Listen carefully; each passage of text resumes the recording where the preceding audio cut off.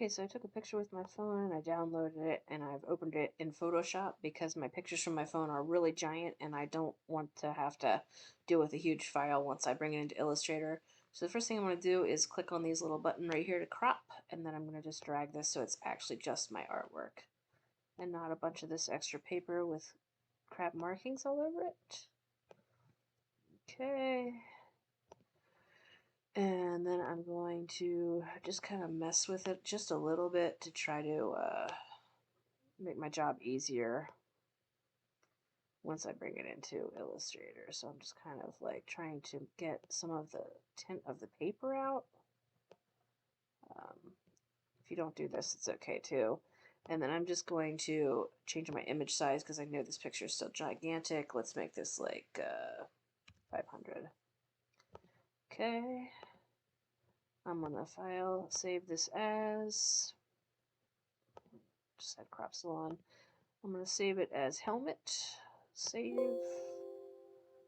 I've done this already once to practice, so just type whatever name you want, then you can close Photoshop, open up Illustrator.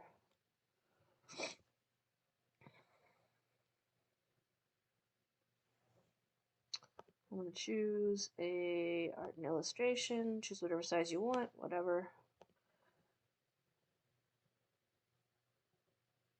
Here we are. I am going to place my art, so file, place, go and find it, click, there it is.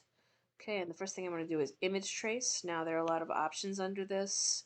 You can try to see if the actual preset for line art works, but you see it leaves out some detail. So I'm going to try some other ones. Let's try black and white logo. Nope.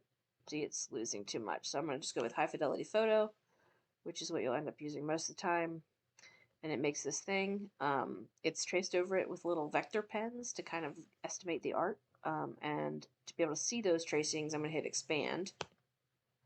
All right, and now I have like 10 million markings. All right, so I want to clean it up. I'm going to right click on it and choose ungroup so I can individually operate on those. I'm going to use my magic pen wand tool here to select and get rid of some stuff. I want to make sure the tolerance is lower than 32 because these colors are all really similar. Let's start with 10 and see if that works. I'm going to select everything of that color, and then you can hit delete and it will get it all at once. But you got to be careful because sometimes the color is actually in your drawing. So like that guy's too much. Let's try a lower number here. Right, and then if there's some leftover stuff, you can do a combination of trying to select it with a little lasso tool and hitting delete. If you get way down, then you can use the eraser, which is kind of, I'm hitting Command or Control plus to zoom in very easily here. Just kind of hit it with the eraser. Careful. Okay, I swept almost up through that. Get this junk out of here. All right, let's see. So if I hit Control A, it'll select everything. It'll show me if I've got like stray marks. So I'm gonna get these guys, clean that out. Okay. Anything else gross? Yeah, there's some like dots in here and stuff. You can clean this up as much as you want. Now the next thing is that I'm going to group all this. I'm going to Control A to select it all, and then I'm going to hit Control G or Command G or right click and say group. And now it's all together, and then I am going to join it all together. So I want under this window option the thing called Pathfinder, and I'm going to unite. And then I'm going to change it all to black, so I have a nice black outline. Now, before I go to start coloring in, if you have gaps in your drawing because of the way it guessed, it's going to make it annoying to try to fill those.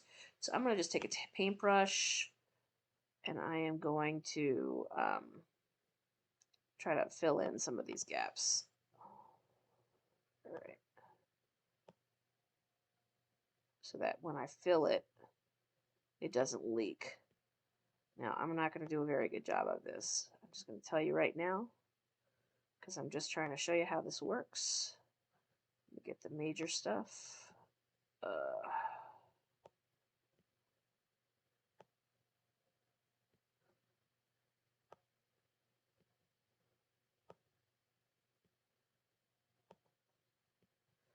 Okay, and then I'm going to Control A and I'm going to join it again. And then maybe I want to like, this is a little bit jagged, so I want to try to smooth a little bit. I'm going to go to Object, Path, and Simplify. There's a slider, so I can make it more or less of the little points. I'm going to make it less, so it's kind of really simplified. And hopefully that'll work out okay. All right, that kind of was a lot. I'm going to switch these two guys because I want this to be like those are the fills. There we go. And then, of course, that revealed some gaps. So I'm going to fix that again. Doop, doop, doop. All right. All right, Pathfinder, join them again. Oh, I see what's happening. Okay. All right. Now let's make this a live paint object. Okay.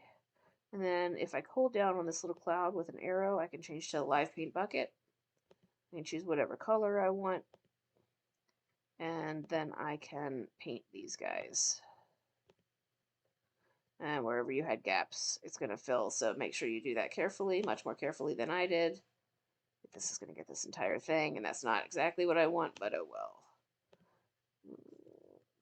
Got to be careful not to hit the outline if you don't want to change that. And you just keep doing this until you're done coloring. Important key combination to know right now, Control Z will undo or Command Z so that you can fix the outline if you need to before you keep going.